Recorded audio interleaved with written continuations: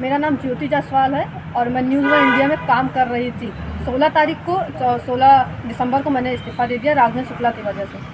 जब मैं मास कॉम कर रही थी, इस वर्ष मेरा मास कॉम कंप्लीट हुआ है। इससे पहले मैं राघवेंद्र शुक्ला के साथ काम कर रही थी। उन्होंने बतौर अपने सहयोगी के तौर पे मुझे रखा था और मैं पर डे ऑफिस जाती थी। अगर वहाँ के सीसीटीवी कैमरा को अगर देखा जाए तो मैं पर डे वहाँ पे ऑफिस जाती थी। और उसके बाद में राघवेंद्र शुक्ला लगा मुझसे स्टिंग ऑपरेशन करवाते थे। जगह जगह पे मैं स्टिंग ऑपरेशन करके उनको देती भी थी। उनके पास वीडियोज़ मौजूद हैं, मैं उनको देती थी। लेकिन मुझे नहीं पता था कि उस स्टिंग ऑपरेशन से वो वसूली करते हैं, मैनेजमेंट करते हैं। जब मुझे इसकी जानकारी हुई तो मैं धीरे धीरे उनको अवॉइड कर रही थी। लेकिन चूँकि मेरे अंदर सीखने की ललक थी, मुझसे सीनियर थे, तो मैं सीखने के लिए ऑफिस आना जाना मेरा रहता था। उसके बाद फिर उसके बाद में इन्होंने मुझे आईडी कार्ड दिलाया न्यूज़ वन इंडिया का। बतौर यहाँ पे संवाददाता मुझे नियुक्त किया। मैं काम कर रही थी 8-9 महीना बतौर। जब मुझे कार्ड मिल गया उसके बाद भी मैंने काम किया। उसके बाद श्री राम हॉस्पिटल में एक मुझे शिकायत मिली थी इंद्रभान विश्वकर्मा के खिलाफ।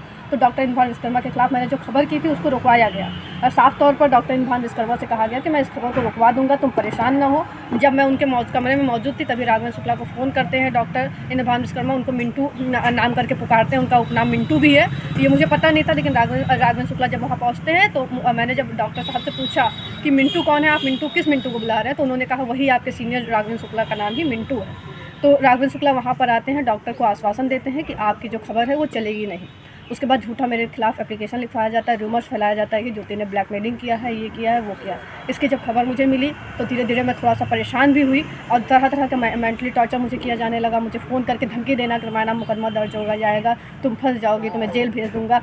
और मेरे पास कुछ रिकॉर्डिंग है जिससे मेरी बात हुई है। कुछ लोगों ने बताया कि राघवेंद्र शुक्ला कहते हैं कि इस मैटर में ज्योति अगर बच गई तो ठीक है, लेकिन अगले मैटर में तो उनको जेल भेज कर ही रहूँगा। राघवेंद्र शुक्ला लगातार मुझ पर ऐसा दबाव बना रहे हैं। मेरे पास फ़ोन की रिकॉर्डिंग भी मौजूद है जिसमें राघवेंद्र शुक्ला ने कहा है किसी से उनका कोई संबंधी है, उन्हीं से उन्होंने कहा है कि अगर इस मैटर में ज्योति बच गई तो मैं अगले मैटर में ज्योति को जेल पहुँचा कर ही रहूँगा। और वो तरह तरह के मुझे धमकियाँ दे रहे हैं, तरह तरह के लोगों से बात करवा रहे हैं। जहाँ मेरा सिलेक्शन होता है, जहाँ मेरी नियुक्ति होती है जिस चैनल में, वहाँ पर भड़ास में एक झूठी खबर चलवाए थे और उसको लिंक भेज देते हैं, मुझे चैनल से निकाल दिया जाता है। तरह तरह के मैं जब मेंटली टॉर्चर अब हो रही हूँ, इसके कारण मैं 16 दिसंबर को मैंने त्यागपत्र दे दिया न्यूज़ वन इंडिया में।